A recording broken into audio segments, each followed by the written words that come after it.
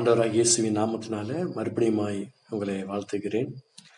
விசேஷமாக இந்த அருமையான நாளில் கூட நீதிமொழிகள் புஸ்தகத்தில் 13ஆம் அதிகாரம் 18வது வசனத்தில் கர்த்தர் இப்படியாக சொல்லுகிறார், புத்திமதிகளை தள்ளுகிறவன் தரித்திரத்தையும் இலச்சையும் அடைவான், கடிந்து கொள்ளுதலை கவனித்து நடக்கிறவனோ கனமடைவான் என்று கர்த்தர் சொல்லுகிறார்.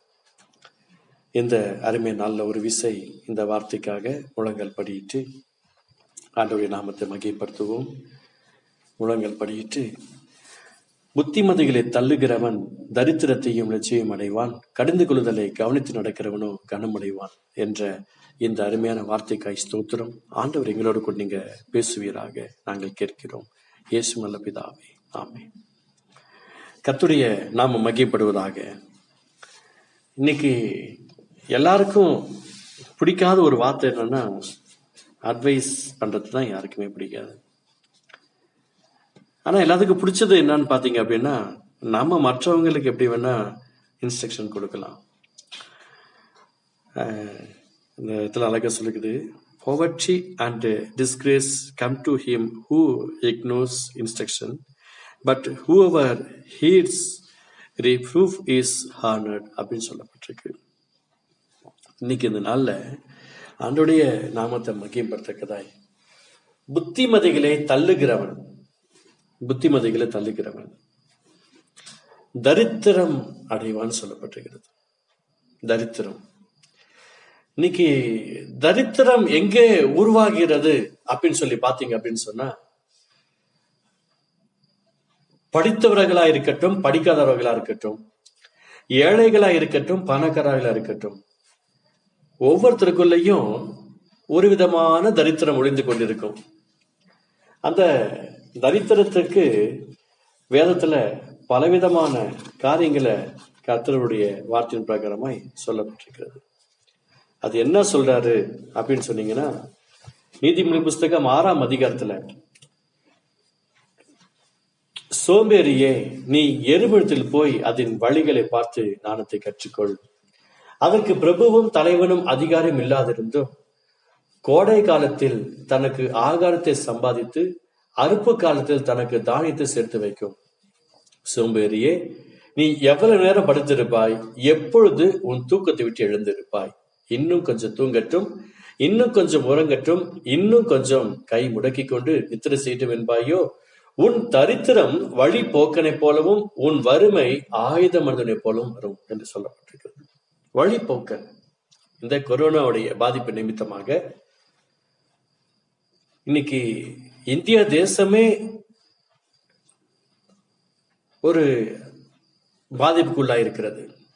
ஏறக்குறைய 200 நாட்டு ஜனங்களுக்கு மேல இந்த கொரோனாவில் பாதிக்கப்பட்டிருக்கிறாங்க. அதுல இந்தியாவில் இந்த பில்டிங் கற்றவங்க பாத்தீங்க அப்படின்னா அதிகமாக இந்தி பேசுகிற வடநாட்டு மக்கள் தான் இருக்கிறாங்க.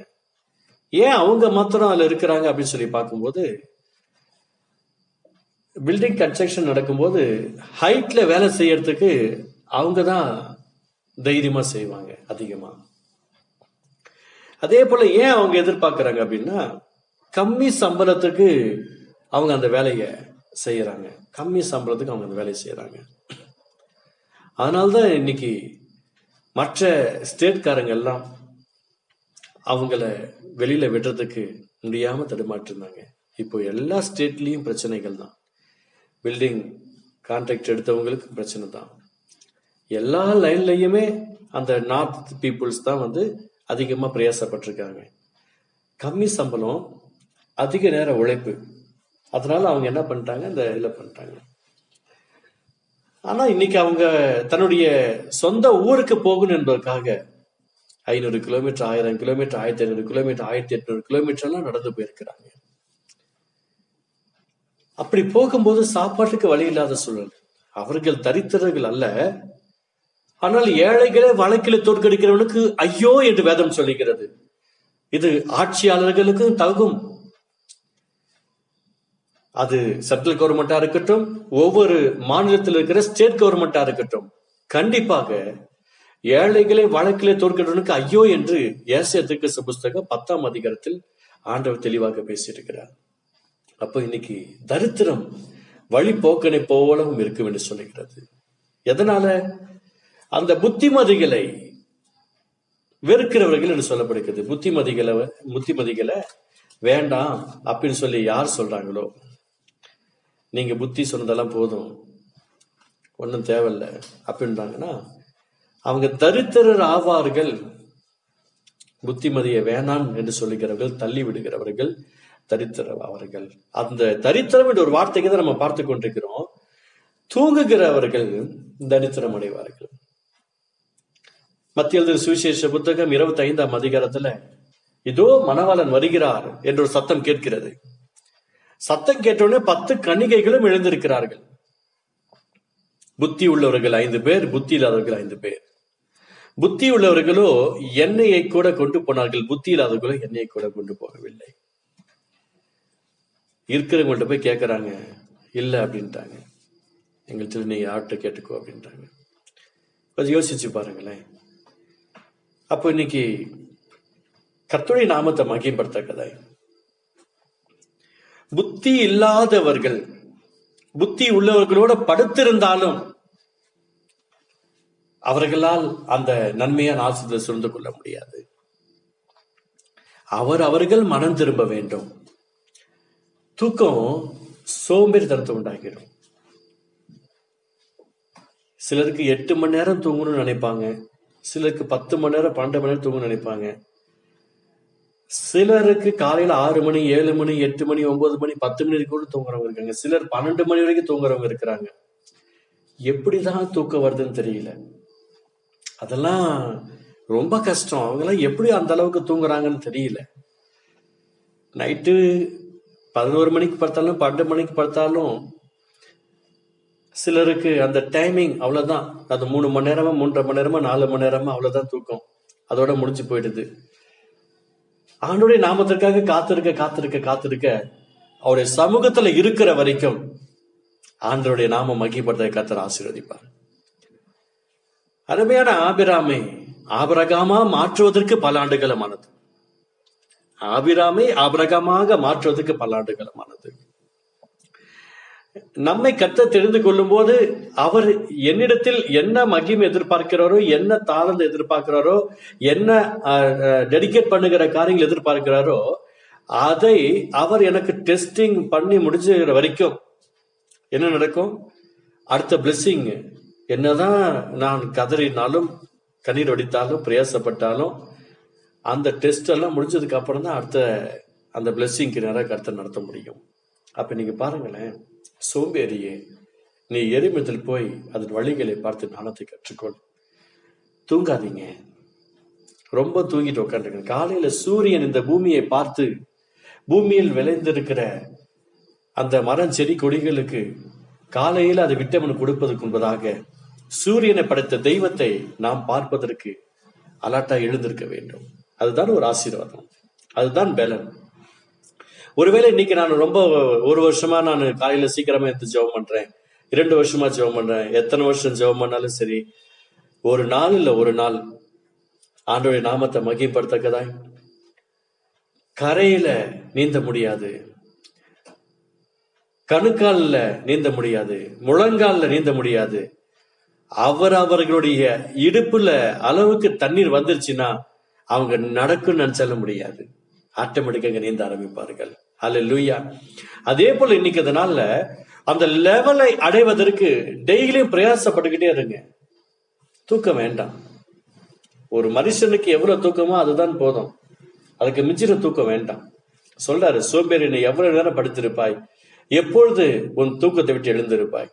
இன்னும் கொஞ்சம் தூங்கட்டும், இன்னும் கொஞ்சம் முறங்கட்டும், இன்னும் கொஞ்சம் கை முடக்கி கொண்டு நித்திர சீட்டு என்பாயோ, உன் தரித்திரம் என்று சொல்லப்பட்டிருக்கிறது. தூங்குறவங்க யாரா இருந்தாலும் சரி தரித்திரம் அடைவார்கள்.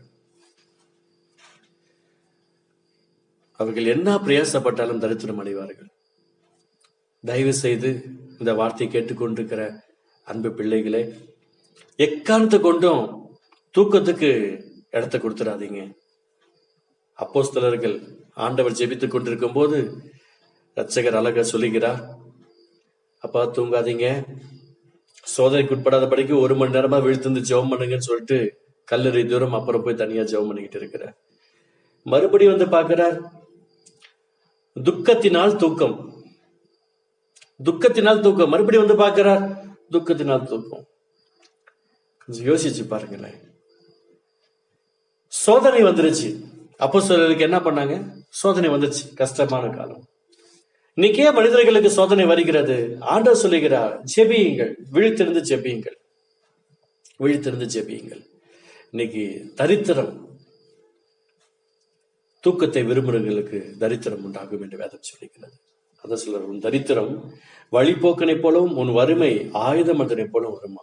தரித்திரம் மாத்திரமல்ல, வறுமையும் சேர்த்து வரும் என்று ஆண்டவர் சொல்லுகிறார். அப்ப இந்த இடத்துல அழக சொல்லுகிறது, புத்திமதிகளை தள்ளுகிறவன் தரித்திரத்தையும் இலட்சியம் அடைவான். 12ஆம் அதிகாரத்துல முதல் வசனத்துல பார்க்கிறோம், புத்திமதிகளை விரும்புகிறவன் அறிவை விரும்புகிறான் என்று சொல்லுகிறது. அறிவை விரும்புகிறான். புத்திமதிகளை விரும்புகிறவன் அறிவை விரும்புகிறான். நிறைய பேர் அந்த அறிவை விரும்ப மாட்டாங்க. அறிவை எங்க விரும்புறாங்க அப்படின்னு பாத்தீங்க அப்படின்னா, கூகுள்ல அறிவை விரும்புறாங்க. அறிவை எங்க விரும்புறாங்க பாத்தீங்க அப்படின்னா, உலக மனிதர்களிடத்துல அறிவை விரும்புகிறார்கள்.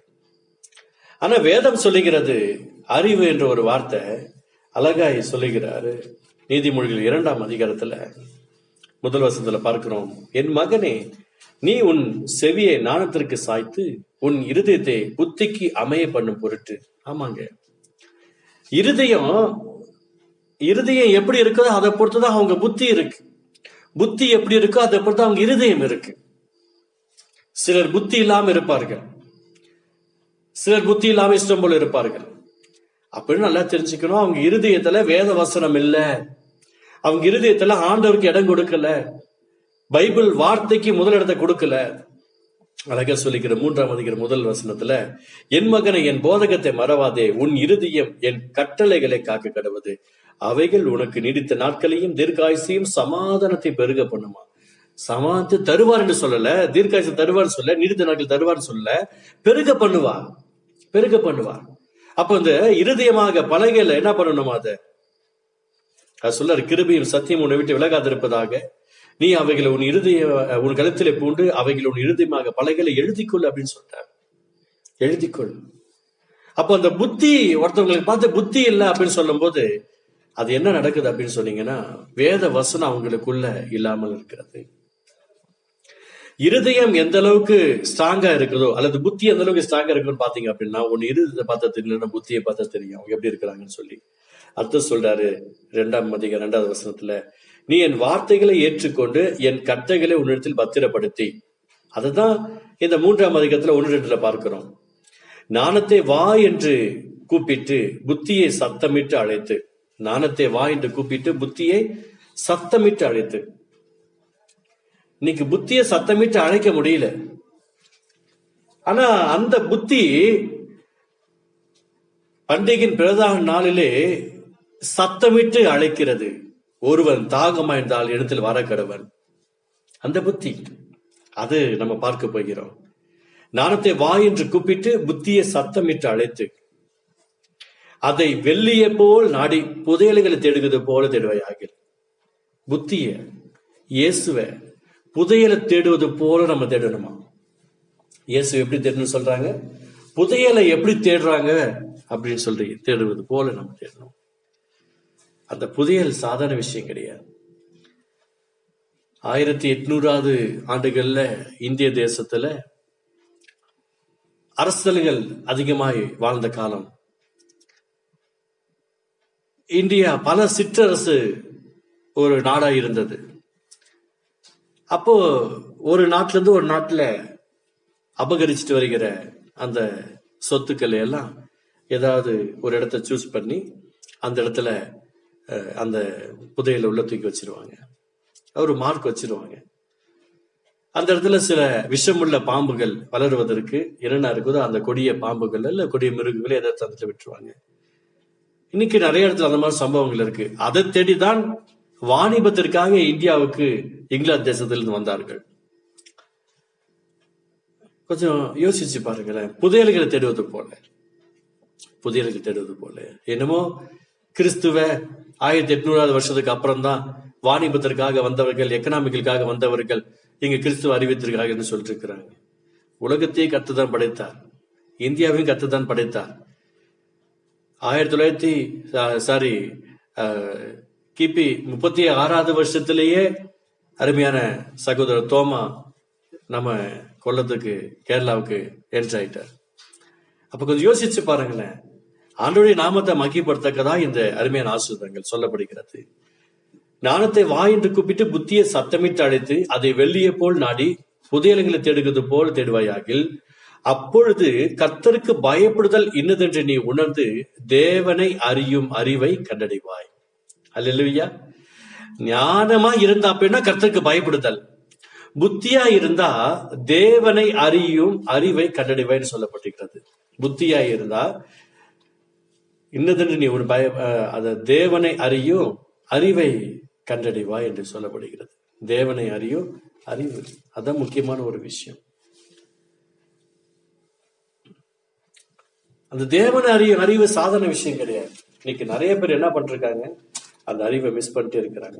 அதுதான் இந்த நீதிமொழிகள் 12ஆம் அதிகாரத்துல முதல் சொல்லுகிறது, புத்திமதிகளை விரும்புகிறவன் அறிவை விரும்புகிறான். ஆமாங்க, புத்திமதிகளை விரும்புகிறவன் அறிவை விரும்பினா. என்னை பொறுத்த வரைக்கும் அறிவு இயேசுதான், உங்களுக்கும் அறிவு இயேசுதான். இந்த உலகத்து ஜனங்கள் ஒவ்வொரு மனுஷனுக்கும் அறிவு இயேசுதான். ஏன்னா அழகா சொல்கிறது, புத்திமதிகளை விரும்புகிறவன் அறிவை விரும்புகிறான், கடிந்து கொள்ளுதலை வெறுக்கிறவனும் மிருக குணம் உள்ளவன். ஆமா, அறிவை விரும்புகிறான். அதாவது 2ஆம் அதிகாரத்துல பார்த்தோம், நீ என் வார்த்தைகளை ஏற்றுக்கொண்டு என் கட்டளை உணர்த்தை பத்திரப்படுத்தி ஞானத்தை வா என்று கூப்பிட்டு புத்தியை சத்தமிட்டு அழைத்து அதை வெள்ளியை போல் நாடி புதையல் தேடுவாயாகில் அப்போது கர்த்தருக்கு பயப்படுதல் இருந்தது நீ உணர்ந்து தேவனை அறியும் அறிவை கண்டடைவாய் சொல்லப்பட்டிருக்கிறது. தேவனை அறியும் அறிவை கண்டடைவாய். தேவனை அறியும் அறிவை கண்டடைவாய்னா என்ன அர்த்தம்? அதுதான் புத்தி, அதுதான் இயேசு. அதை பாருங்க, 4ஆம் அதிகாரத்துல நீதிமொழிகள் 4ஆம் அதிகாரத்துல 13ஆம் வசனம் சொல்லுகிறது, புத்திமதியை உறுதியாய் பற்றிக்கொள், அதை விட்டு விடாதே, அதை காத்துக்கொள், அதுவே உனக்கு ஜீவன். அல்லேலூயா. அதுவே உனக்கு ஜீவன். நம்ம பிள்ளைகளுக்கு நம்ம கற்றுக் கொடுக்கிற ஒரு விஷயம் என்ன தெரியுங்களா? புத்திமதியை தான். அந்த புத்திமதியாக இயேசுவை தான் நம்ம கற்றுக் கொடுக்கணும். இயேசு இல்லாம நம்ம பிள்ளைங்க நல்லா இருக்க மாட்டாங்க. இந்த உலகத்துல என்னதான் பெரிய படிப்பு படிச்சாலும் சரி, படிப்பு இயேசுதான், கடைசி படிப்பு இயேசுதான், நடுப்படிப்பு இயேசுதான். வாழ்க்கையில இயேசு இயேசு இயேசு இயேசுன்ற ஒரு லெவல்ல தான் அவங்களுக்கு நம்ம என்ன பண்ணிருக்கணும், கற்றுக் கொடுக்கணும். புத்திமதியை விரும்புகிறவர்கள் அறிவை விரும்புகிறார்கள், இயேசுவை விரும்புகிறவர்கள் அறிவை விரும்புவார்கள். இயேசு ரொம்ப அவசியமான ஒரு விஷயம். அந்த இயேசு ரட்சகர் சொல்லப்பட்டிருக்கிறது, புத்திமதியை உறுதியாய் பற்றிக்கொள், அதை விட்டு விடாதே, அதை காத்துக்கொள், அதுவே உனக்கு ஜீவன். உறுதியா இயேசுதான் எனக்குன்னா இயேசு கெட்டியா பிடிச்சுக்கோங்க. இயேசு சாமியை விட்டுடாதீங்க, அவரை விட்டுடவே கூடாது. உலகத்துல யாரு ஆண்டவருடைய நாமத்தை மகிமைப்படுத்தா அந்த அருமையான ஆசுத்தை சொந்த கொள்ள பாருங்க, ஆண்டவரை ரட்சிப்புக்குள் நம்முடைய இருதயத்தை அவர் பக்கம் திருப்பும் போது உலகமே வேண்டான்னு சொல்லிதான் அவர் நம்மளை தெரிந்து கொண்டார். நாம் அப்படிதான் அவரை பிடிச்சுக்கிட்டோம், கெட்டியா பிடிச்சுக்கிட்டோம். இன்னைக்கு பிடிச்சு கொண்ட பின்பு கொஞ்சம் கொஞ்சமா இன்வைட் பண்ணிட்டு இருக்கிறோம், வா அப்படின்னு சொல்லி உலகத்தை என்ன பண்ணிருக்கிறோம், இன்வைட் பண்ணிருக்கிறோம். வேண்டாங்க. அழகா சொல்லுகிறார், புத்திமதியை உறுதியாய் பற்றிக்கொள், அதை விட்டு விடாதே, அதை காத்துக்கொள், அதுவே உனக்கு ஜீவன். அல்லேலூயா. அதுவே உனக்கு ஜீவன். கொஞ்சம் யோசிச்சு பாருங்களேன். அந்த புத்திமதி இன்னைக்கு கொஞ்சம் சொல்லப்படுது. இன்னைக்கு ஒரு குடும்பத்துக்கு அவசியம் ஒரு புத்திமதி தேவை. சின்ன பிள்ளைங்களுக்கு மாத்திரமில்ல, பிள்ளைகளுக்கு அறிவு வேணும், ஞானம் வேணும் சொல்லி நம்ம ஜெபம் பண்ணிருக்கிறோம். கர்த்தருக்கு பயப்படுதல் ஞானத்தின் ஆரம்பம். அந்த ஞானத்தோடு கூட அறிவு இருக்கணும். அறிவு இருக்கான்னு சொல்லி கேட்பாங்க. சில நேரத்துல நான் பாப்பேன், எனக்கு இல்லைங்க அப்படின்னுவேன். எப்போ ஆரம்ப நாட்கள்ல சொல்லிட்டு இருந்தேன். இப்பெல்லாம் எனக்கு அறிவு இருக்கா? இருக்கு. நான் இயேசு சாமி கும்பிடுறேன், அறிவு இருக்கு. அல்லேலூயா. குமாரனுடையவன் ஜீவனுடையவன். அதான் 1 யோவான்ல 5ஆம் அதிகாரத்துல அழகாய் சொல்லப்பட்டிருக்கிற ஒரு வார்த்தை. 1 யோவான் 5ஆம் அதிகாரத்துல என்ன ஒரு வார்த்தை பாருங்களேன். 12ஆம் வசனம், குமாரன் உடையவன் ஜீவனுடையவன், தேவனுடைய குமாரன் இல்லாதவன் ஜீவன் இல்லாதவன். எவ்வளவு பெரிய ஒரு நல்ல தெய்வம் பாருங்க. அதுதான் இந்த 4ஆம் அதிகாரத்துல 13 சொல்லப்பட்டிருக்கு, புத்திமதி உறுதியாய் பற்றிக்கொள், அதை விட்டு விடாத, அதை காத்துக்கொள், அதுவே உனக்கு ஜீவன். அல்லேலூயா. அதுவே உனக்கு ஜீவன். பரிசுத்த யோவான் 10ஆம் அதிகாரத்துல அழகாய் சொல்லப்பட்டிருக்குது. யோவான் 10ஆம் அதிகாரத்துல என்ன ஒரு அழகான ஒரு வார்த்தையை சொல்ல பாருங்களேன். சொல்றாரு, நானே வாசல், என் வழியே ஒரு பிரவேசித்தால் அவன் ரட்சிக்கப்படுவான், அவன் உள்ளும் புறமும் சென்று மேய்ச்சலை கண்டடைவான். திருடன் திருடவும் கொல்லவும் அழிக்கும் வருகின்ற வேறொன்றுக்கு வரான், நானும் அவைகளுக்கு ஜீவன் உண்டாயிருக்கும், அது பரிபூர்ணம் படவும் வந்தேன். பரிசுத்த யோவான் 10ஆம் அதிகாரம் 10ஆம் வசனத்துல, நானே நல்ல மேய்ப்பன் ஆடுகளுக்காக தன் ஜீவனை கொடுக்கிறார். அல்லேலூயா. அவர் ஜீவனா இருக்கிறார். அந்த அருமையான ஒரு ஆசீர்வாதங்கள், அந்த ஜீவனா இருக்கிறார். எவ்வளவு பெரிய ஒரு அருமையான காரியங்கள். அதான் சொல்லப்பட்டிருக்கு, புத்தியை உறுதியா பற்றிக்கொள், அதை விட்டு விடாதே, அதை காத்துக்கொள், அதுவே உனக்கு ஜீவன். அந்த ஜீவன், அந்த புத்தி, அந்த அறிவு தாங்க இயேசு. அந்த ஜீவன், அந்த புத்தி, அந்த அறிவு தான் இயேசு. அதான் பரிசுத்த யோவான் 6ஆம் அதிகாரத்துல பேதுருவை பார்த்து ஆண்டவர் கேட்கிறார். அப்போது இயேசு 67ஆம் வசனத்துல 12 நோக்கி, நீங்களும் போய்விட மனதா இருக்கிறீர்களோ என்றார். சீமன் பேதுரு அவருக்கு பிரதியுத்தரமாக, ஆண்டவரே, யாரிடத்தில் போவோம்? நித்திய ஜீவ வசனங்கள் உம்மிடத்தில் உண்டே. அல்லேலூயா. நித்திய ஜீவ வசனங்கள் உம்மிடத்தில் உண்டே. எவ்வளவு பாருங்க, கல்லாதவர்களா இருந்த ஆண்டவர் கெட்டியா பிடிச்சுக்கிறாங்க. அந்த உணர்வு அவங்களுக்குள்ள இருந்துச்சு பாருங்களேன். எவ்வளவு பெரிய ஒரு நல்ல தெய்வம். இன்னைக்கு ஒரு குடும்பத்துல அழகா பாக்குறோம். 14ஆம் அதிகாரத்துல முதல் வசனத்துல நீதிமொழி 14 முதல் வசனம் சொல்லுகிறது, புத்தியுள்ள ஸ்திரீ தன் வீட்டை கட்டுகிறாள், புத்தி இல்லாத ஸ்திரீயோ தன் கைகளை அதை இடித்து போடுகிறான்னு சொல்லி பாக்குறோம். புத்தியுள்ள ஸ்திரீ தன் வீட்டை கட்டுகிறாள். புத்தி, ஒருத்தர் வீடு கட்டுறதுக்கு ஸ்திரீக்கு அவசியம் ஒரு புத்தி தேவை. ரொம்ப அவசியமான ஒரு காரியங்கள். இன்னைக்கு நிறைய பேர் பாத்தீங்க அப்படின்னு சொன்னா அந்த ஆசீர்வாதத்தை இழந்துடுறாங்க, அந்த கிருபைகளை இழந்துடுறாங்க, அந்த அளவற்ற அந்த விலையேற பெற்ற அந்த நன்மையை இழந்துடுறாங்க. அதான் நீதிமொழிகள் 4ஆம் அதிகாரத்துல சொல்லப்பட்டிருக்கிறது. 5ஆவது வசனம், ஞானத்தை சம்பாதி, புத்தியையும் சம்பாதி, என் வாயின் வார்த்தைகளை மறவாமலும் விட்டு விலகாமலும் இரு, அதை விடாதே, அது உன்னை தற்காக்கும், அதன் மேல் பிரியமாயிரு, அது உன்னை காத்துக்கொள்ளும். ஞானமே முக்கியம், ஞானத்தை சம்பாதி, எண்ணத்தை சம்பாதித்தாலும் புத்தியை சம்பாதித்துக்கொள். நீ அதை மேன்மைப்படுத்து, அது உன்னை மேன்மைப்படுத்தும். நீ அதை தழுவிக்கொண்டால் அதை உன்னை கனம் பண்ணும். அல்லேலூயா. கொஞ்சம் எவ்வளவு பெரிய இந்த அருமையான ஆண்டவர் எவ்வளவு பெரிய ஒரு ஆசத்தை கருத்தை கொடுக்கிறார் பாருங்களேன். புத்தியுள்ள ஸ்திரீ தன் வீட்டை கட்டுவாங்களாம். அப்படின்னா என்ன அர்த்தம்? காலை எழுந்து ஜெபம் பண்ணிட்டு குடும்பத்துக்கு தேவையானவங்களுக்கு எல்லா விதமான ஆகாரங்களையும் ரெடி பண்றது, சகல காரியங்களையும் ஞானமாய் செய்து முடிக்கிறது, புத்தியாய் செய்து முடிக்கிறது, எல்லா விஷயங்களையும் அதை விசேஷமா நம்ம பார்க்கிறோம். அதைதான் கர்த்தர் வச்சிருக்கிறார். இதுல 4ஆவது வசனம், நீதிமொழிகள் 4ஆவது வசனம் 12வது நீதிமொழிகள் 4ஆவது வசனம் 12ஆம் அதிகாரத்துல, குணசாலியான ஸ்திரீ தன் புருஷனுக்கு கிரீடமா இருக்கிறாங்க. என்ன சொல்லப்பட்டிருக்கு பாருங்க, குணசாலியான ஸ்திரீ தன் புருஷனுக்கு கிரீடமா இருக்கிறார். குணசாலியான ஸ்திரீ எவ்வளவு பெரிய ஒரு காரியங்கள். புத்தியுள்ள ஸ்திரீ தன் வீட்டை கட்டுவாள், குணசாலியான ஸ்திரீ தன் புருஷனுக்கு கிரீடமா இருக்கிறார். அந்த குணத்தை தான் இந்த இடத்துல ஆண்டவர் நமக்கு எவ்வளவு பெரிய காரியங்களை கொடுக்கிறான்னு சொல்லிட்டு பார்க்கிறோம். அந்த குணசாலிசி தன் புருஷனுக்கு எப்படி இருக்காங்களா? கிரீடமா இருக்கிறார். அதான் நீதிமொழிகள் 4ஆம் அதிகாரத்தில் சொல்லப்பட்டிருக்கிறது. 9ஆவது வசனம் 8வது வசனம், நீ அதை மேன்மைப்படுத்த, அது உன்னை மேன்மைப்படுத்தும், நீ அதை தழுவிக்கொண்டால் அது உன்னை கனம் பண்ணும், அது உன் தலைக்கு அலங்காரமான முடியை கொடுக்கும், அது மகிமையான கிரீடத்தை உனக்கு சூட்டும். அல்லேலூயா. எவ்வளவு பெரிய காரியங்கள் வரும் புத்தி. அதனாலதான் பிள்ளைகளுக்கு அந்த பெண்ணை தேடும் போது அழகு தேடுவாங்க, அறிவு தேடுவாங்க, அந்தஸ்து தேடுவாங்க. அதனால்தான் சபையில இப்ப புத்தியுள்ள ஸ்திரீ பெண்கள் கூட்டமிட்டு நடத்துகிறார்கள். புத்தியுள்ள ஸ்திரியா இருக்கணும், இப்படிதான் இருக்கணும், இப்படிதான் இருக்கணும் என்று சொல்லி பைபிள்ல தான் அப்படின்ட்டு ஒரு சகோதரிக்கு ஸ்ட்ராங்கா கொடுக்கறாங்க. ஒரு சகோதரனுக்கு பைபிள் தான் சோம்பேறியா இருக்கிறவங்களுக்கு ஹார்ட் ஒர்க்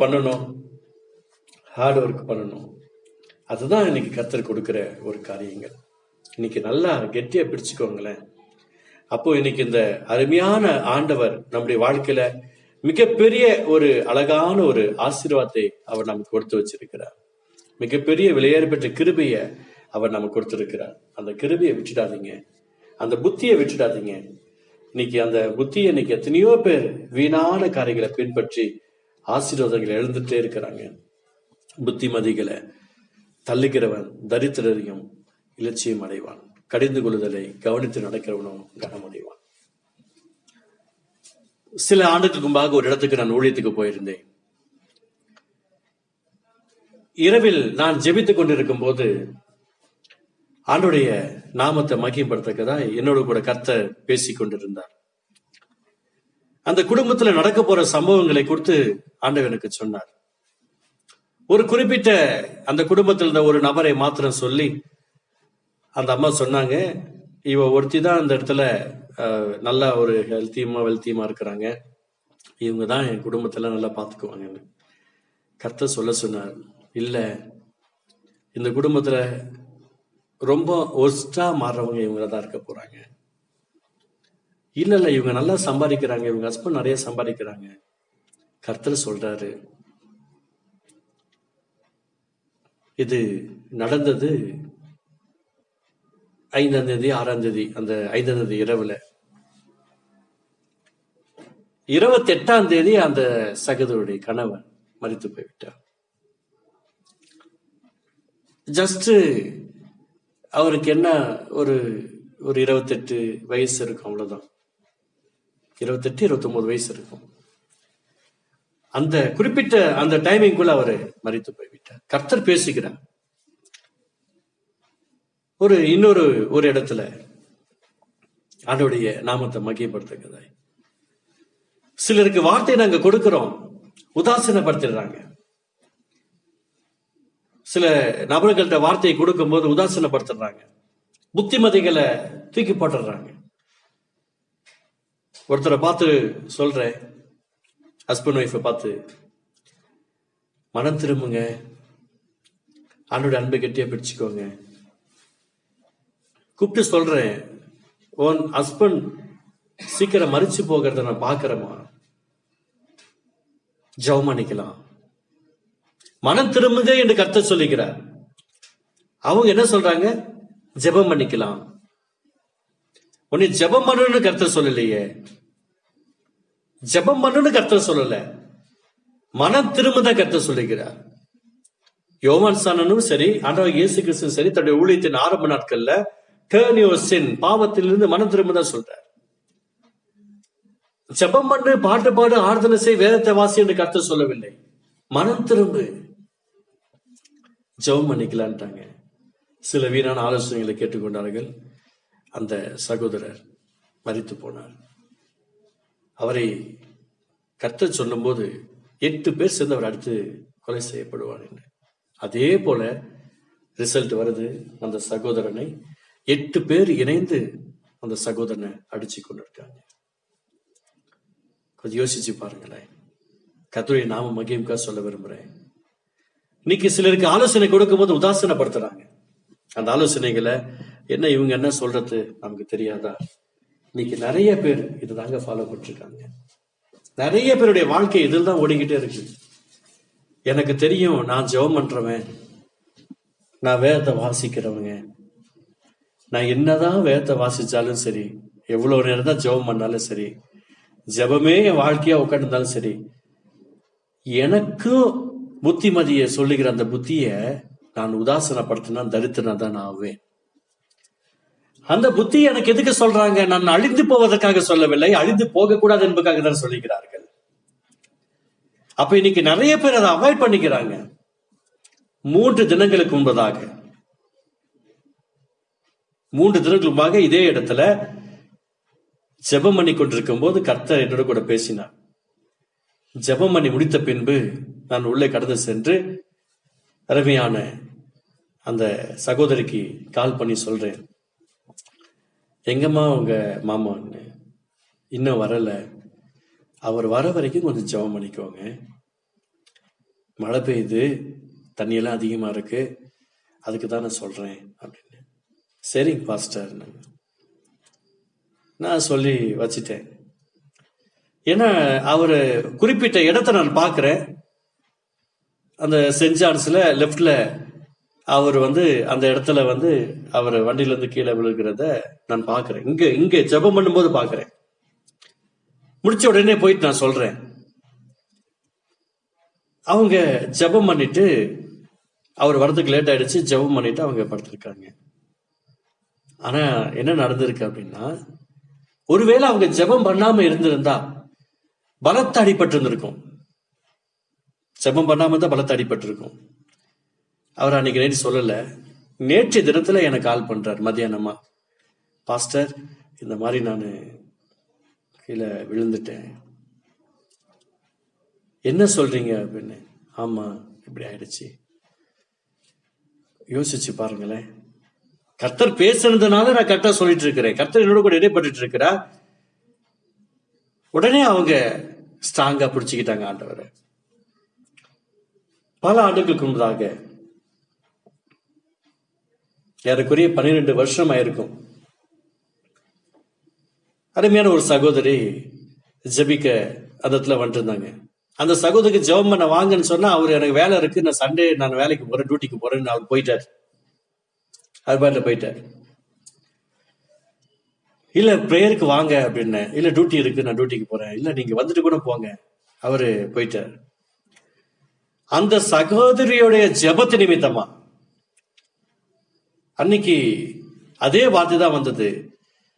அந்த சகோதரியுடைய ஜெபத்து நிமித்தமா என்ன நடந்தது அப்படின்னு சொன்னீங்கன்னா, ஒரு லாரிக்காரர் அவர் மேல வண்டியை விட்டு மோதிட்டாங்க. அந்த வண்டி விட்டு மோதி கீழே விழுந்துட்டாரு. அடிபட்டுச்சு, ரைட்டு முட்டிக்கு கீழே அடிபட்டுச்சு. அந்த லாரிக்காரங்களே, அந்த கிளீனரும் டிரைவரும் சேர்ந்து ஹாஸ்பிட்டல தூக்கி போட்டு ஹாஸ்பிட்டல போட்டு முகமெல்லாம் காயம், முகமெல்லாம் காயம். அந்த சகோதரியுடைய அந்த புத்தியான காரியங்கள் நிமித்தமாக இன்னைக்கு அவர் ஒரு லேண்ட் வாங்கி இருக்கிறார். அல்லேலூயா. அந்த புத்தியான காரியங்கள் ரொம்ப அவசியமான ஒரு விஷயம், ரொம்ப அவசியம்.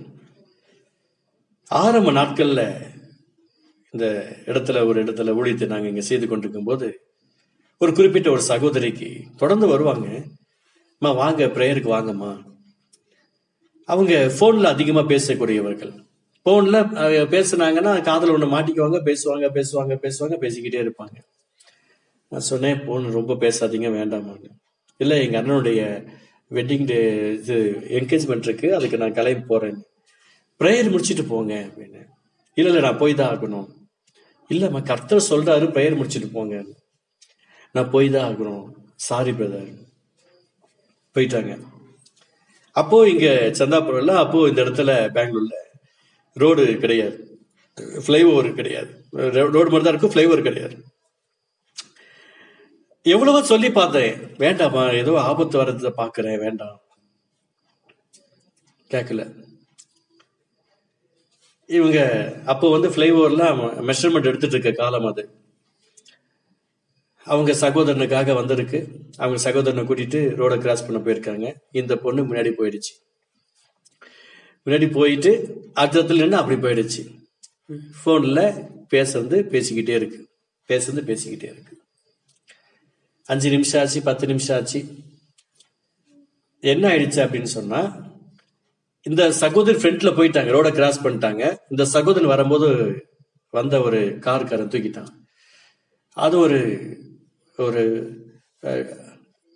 100 ஃபீட்டுக்கு மேல தூரம் போய் விழுந்து அடிபட்டுருச்சு. அந்த நேரம் பார்த்து ஒரு ஆம்புலன்ஸ் வந்திருக்கு, டக்குன்னு தூக்கிட்டு போயிட்டு இங்க ஸ்பெஷல் ஹாஸ்பிட்டல்ல தூக்கி போட்டாங்க. அப்போ அந்த சகோதரிய போன் நம்பர் எடுத்து யாருக்கு லாஸ்டா கால் பண்ணாங்கன்னு பார்த்தா அந்த நம்பர் கால் பண்றாங்க. Phone busy busy busy busy. அந்த புத்திமதியை அவமதிக்கிற காரியங்கள் யாருக்கு வேதனை? என் சகோதரனுக்கு என்கேஜ்மெண்ட், அதுக்காக நாங்க போறோம், நான் சர்ச்சைக்கு இப்ப நான் வரல, நான் போறேன். வேலை வெட்டி கிடைக்காததுனால இந்த வேலைக்கு கர்த்தர் கூப்பிடவில்லை. வேலை செய்து கொண்டிருக்கும் போது என் வேலைக்கு நீ வா என்று சொல்லி கூப்பிட்டது நிமித்தமாக தான் அந்த புத்தியை ஏற்றுக்கொண்டதனால தான் இன்னைக்கு இந்த நாமத்தை மகிமைப்படுத்த கர்த்தர் அழைத்து கொண்டு வந்திருக்கிறார். 1/2 மணி நேரமாக அந்த பொண்ணு போன்ல பேசிட்டு இருந்திருக்கு. போன் பேசி முடிச்சதுக்கு அப்புறம் ஏதோ ஒரு கால் வந்துகிட்டே இருக்குது அப்படின்னு சொல்லி செக் பண்ணிருக்கிறாங்க. ஹாஸ்பிட்டல் நம்பர்ல இருந்து கால் வந்துட்டே இருக்கு. திருப்பி பண்ணா அந்த பொண்ணு பண்ண எடுக்கல. திருப்பி அண்ணன் நம்பர்ல வந்திருக்கேன்னு கால் பண்ணலான்னு பண்ணா, என்னண்ணா எங்கண்ணா இருக்கிற அப்படின்னு. கடைசியில அவங்க அண்ணன் போன் பேசல, ஏன்னா அவரு அன்கான்சியஸ்ல இருக்கிறார். கடைசியில ஹாஸ்பிட்டல் இருக்கிறாங்கன்னு அந்த பொண்ணு போன் பண்ணுது, இது மாதிரி எங்க அண்ணனுக்கு ஆக்சிடென்ட் ஆயிடுச்சு. எங்கம்மா என்கரேஜ்மெண்ட் சொல்லியிருந்தீங்களா, ஆக்சிடென்ட் ஆயிடுச்சுன்றீங்களே. சிலர் புத்தியினமான காரியங்களில் ஈடுபட்டுறாங்க. சில புத்தியுள்ள ஸ்திரீகளாக இருந்து தன்னுடைய குடும்பத்தை கட்டுவதற்கு ஆண்டோடைய நாமத்தை மகிமைப்படுத்த கீழ்ப்படிகளா இருக்கிறார்கள். கீழ்ப்படிதல் ரொம்ப அவசியம். இந்த நாள்ல கூட கர்த்தருடைய நாமத்தை மகிமைப்படுத்தக்கதாய் புத்திமதியை உதாசீனப்படுத்திடாதீங்க. தரித்திரம் கடந்து வந்துடும். இன்னைக்கு பாருங்களேன், அந்த சகோதரருடைய லைஃப், சிலருடைய வாழ்க்கை அழிந்து போனது. மனம் திரும்புகள் என்று சொல்லுகிறார். தன்னுடைய கணவனை 28 இழந்து விட்டார். இன்னொரு சகோதரியை பார்த்து கர்த்தர் சொல்றார், குடும்பமா இருக்கும் போதே மனம் திரும்புங்க. ஆண்டவர் சொல்றார், ஜெபிச்சுக்கலாம். மனம் திரும்புங்கன்னு சொன்னா ஜெபிச்சுக்கலாம். 24 வயசு அந்த சகோதரனை சில நபர்கள் சேர்ந்து அடித்துக் கொள்ளும் போது இறந்து விட்டார். சிலர் அந்த வார்த்தைக்கு கேட்டு கீழ்ப்படுகிறபடினால் தன்னுடைய குடும்பத்துல இன்னைக்கு தன்னுடைய கணவன் உயிரோடு இருக்கிறத, ஆண்டவர் நாமத்தை மகிமைப்படுத்துகிறத பார்க்க முடிகிறது. புத்திமதிகளை தள்ளுகிறவன் தரித்திரன். நாம இயேசு சாமியை தள்ளுறவன் தரித்திராவான் என்று வேதம் சொல்லுகிறது. அதுதான் சொல்ல 12ஆம் அதிகாரத்துல 1 வசனத்துல, புத்திமதிகளை விரும்புகிறவன் அறிவை விரும்புகிறான். அதான் 2ஆம் அதிகாரத்துல சொல்லப்பட்டிருக்கிறது, அப்பொழுது கர்த்தருக்கு பயப்படுதல் என்னதென்று நீ உணர்ந்து தேவனை அறியும் அறிவை கண்டடைவாயாமா. புத்திய சத்தமிட்டு கூப்பிடணுமா, அது புதையில தேடும் போல தேடணுமா. அதுதான் என்ன சொல்றாரு, தேவனை அறியும் அறிவு. அதுதான் 4ஆம் அதிகாரம் 13 வசனத்துல சொல்லப்பட்ட, புத்திமதியை உறுதியாய் பற்றிக்கொள்ள, அதை விட்டு விடாது, அதை காத்துக்கொள்ள, அதுவே உனக்கு ஜீவன். அதுதான் சொல்றாரு, அது நான் பரிபூர்ணப்பட வந்தேன்னு சொல்றாரு. குமாரனுடையவன் ஜீவனுடையவன், தேவனுடைய குமாரன் ஜீவன் இல்லாதவன். அந்த புத்திமதி தான், புத்தி தான் இயேசு. அந்த புத்தி இருந்தாதான் அறிவு வரும். அறிவு தான் இயேசு. ஏன்னா 8ஆம் அதிகாரத்துல இந்த பூமியை கர்த்தர் படைக்கும் போது அழகாய் சொல்லப்பட்டிருக்கிறது. 30வது வசனத்துல, நான் அவர் அருகே செல்ல பிள்ளையா இருந்த நித்தம் அவருடைய மன மகிழ்ச்சியா இருந்து எப்பொழுதும் அவர் சமூகத்தில் களி கொடுத்தேன்னு சொல்லப்பட்டிருக்கு. அந்த வானத்தை பூமி உண்டாக்கப்பட்ட போது ஆண்டவர் இயேசு அவர் அருகே செல்ல பிள்ளையா இருந்தேன்னு சொல்லி வேதம் சொல்லிக்கிறது. அதனால இந்த நாள்ல ஒரு விசை கண்களை மூடி, இந்த வேதம் தான் நமக்கு, நம்முடைய இருதயம் வேத வசத்தை சார்ந்து வாழட்டும். கர்த்தராகிய இயேசுவின் நாமத்திற்காக இரக்கம் பாராட்டட்டும். கர்த்தருடைய விலையேறப்பட்ட பரிசுத்த நாமத்தை மகிமைப்படுத்துவதற்கு அவருடைய அன்பை நோக்கி பார்ப்போம், அவருடைய பாசத்தை நோக்கி பார்ப்போம். அன்பின் தகப்பனே, புத்திமதிகளை அநேக நேரங்களில் நாங்கள் தள்ளி இருக்கிறோம்ப்பா, உதாசீனப்படுத்திருக்கிறோம். இனி வரும் காலங்கள்ல நாங்க புத்தியை யாராவது எங்களுக்கு சொன்னாங்கன்னா, அதை உதாசீனப்படுத்தினோம்னா, அவங்கள உதாசீனப்படுத்தல, வானத்தின் பூமி உண்டாக்கப்பட்ட போது அவர் அருகே செல்ல பிள்ளையா இருந்த ஆண்டவராகிய இயேசுவை தான் நாங்கள் உதாசீனப்படுத்துறோம். ஆமா, புத்தியை விரும்புகிறவன் அறிவை விரும்புகிறான்.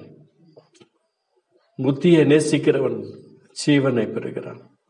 ஆண்டவரே, உடைய நாமத்தை மகிமைப்படுத்தக்கதாய், குமாரனுடையவன் ஜீவனுடையவன், தேவனுடைய குமாரன் அவன் ஜீவன் இல்லாதவன்.